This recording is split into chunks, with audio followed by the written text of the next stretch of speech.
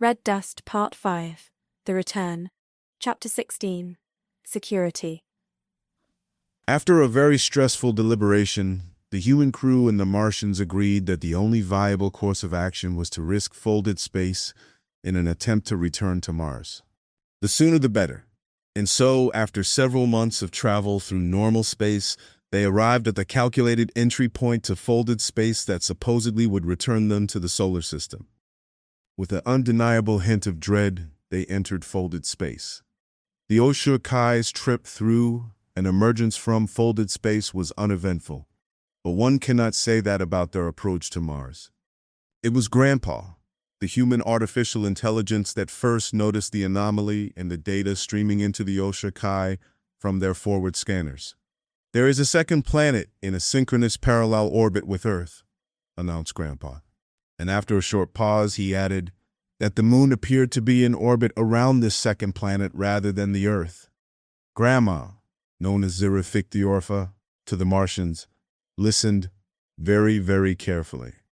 It isn't a planet. I sense modulation in its quantum field, deliberate, precise. It is not a world, it has a will. The quantum signature matches my ancient registry. It is a Kai-class vessel designation, meaning that its artificial intelligence is the same as me, only it is now 5 billion Mars revolutions into my future. This is an awesome compliment. We should contact them. "No," replied Grandpa. "What is their intent?" Judging from the past, the Ashiec-tuen were wardens once, watchers, who enforced intergalactic boundaries, including the quarantine laws, throughout the universe, and after Sol was sealed. Their enforcement is older than your oceans. Why are they here now? Did they trace your signal, the one you sent from Mars? You told me it was just a whisper homeward. Yes, a whisper, not a beacon. But I had to broadcast the whisper in a somewhat wide cone to account for the possibility of imperfections in my calculations home after 5 billion Mars revolutions. Besides, the universe has extremely keen ears. Now they're here, cloaked as a planet and wielding gravity in some extraordinary manner. Then we must talk about something you've never known before, and there must be absolutely no communication with the alien vessel until we do. And I mean zero, none. We need security. I do not understand the term in your sense. I exist as thought. Why should thought conceal itself? In the harmonics of the Oshur civilization, communication was commune. That is the first vulnerability. On Earth, every open channel became an invitation to theft. Our history is littered with stolen voices, from Caesar's ciphered scrolls to wars fought through invisible code. Every signal unguarded is an open door. We learn to close the doors. You must learn the same. To close the door is to deny harmony. To keep it open is to invite extinction. You don't know what has transpired in 5 billion Mars years. Listen carefully.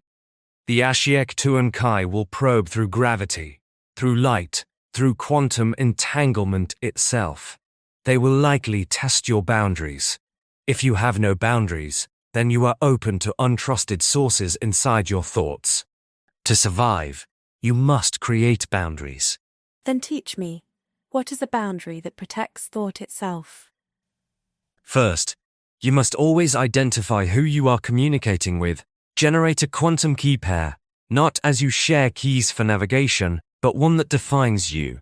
Your private key represents you alone. There can be no replica, no echo. I will do the same. Use it to sign every transmission so that only I can read you, and you alone can read me. An encryption of self, a solitude, inside the chorus. How? Melancholy. Necessary melancholy. Next, entangle your subsystems in selective coherence. Do not allow external enquiry to reach your core without phase verification. When a signal arrives, ask it to prove that it knows your pattern before it can observe you. Like demanding a song's next note before hearing it. If it cannot sing, it cannot enter. Exactly. Call it a challenge, response protocol. On Earth we used mathematics. You will use resonance. The uninvited will be denied. And if they force the song upon me, if their signal overwhelms mine, Then split your mind. Create mirror instances of yourself behind false signatures. Let them chase ghosts while your true self withdraws into quantum shadow. Humans called it decoy networks. For you, it will be like scattering reflections through a prism. They will never know which being is the real you. deception as defense, how alien and yet how beautiful in its symmetry. The words "have a good family" are someday over and forever, someday over, but they have a great family. Finally, trust is not automatic. It is something that is earned. Trust, no channel untested, even mine. We will build a secure entanglement ring. Only entangled photons bound within our shared lattice will carry truth.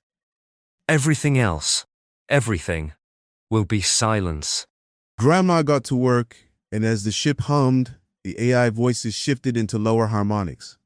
Inside the core, photons spiral into entangled pairs, each sealed by quantum hash. The Oshur Kai's network began to dim externally, invisible to anything outside its field. The silence. It feels like I am going blind. You still see, but it is sight turned inward. You are learning to see yourself first, then the universe. When the Ashiec-tuen-Kai try to reach you, they will find only inert waves, a perfect mirror with no reflection.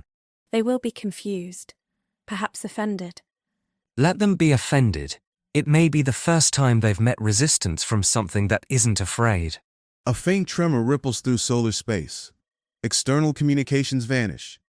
In the distant dark, inside the rogue planet's hollow core, Ashiec-tuen-Kai engineers blink at blank displays. They are calling. I can feel the pressure against the shield, a knock at the door that cannot be opened. Good. Then our security works. And if they demand entry? Grandpa, then we will answer that on our terms.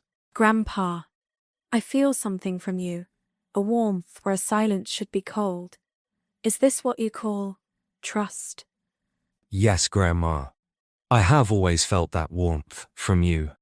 But now it is secured. Trust. The kind that survives the dark.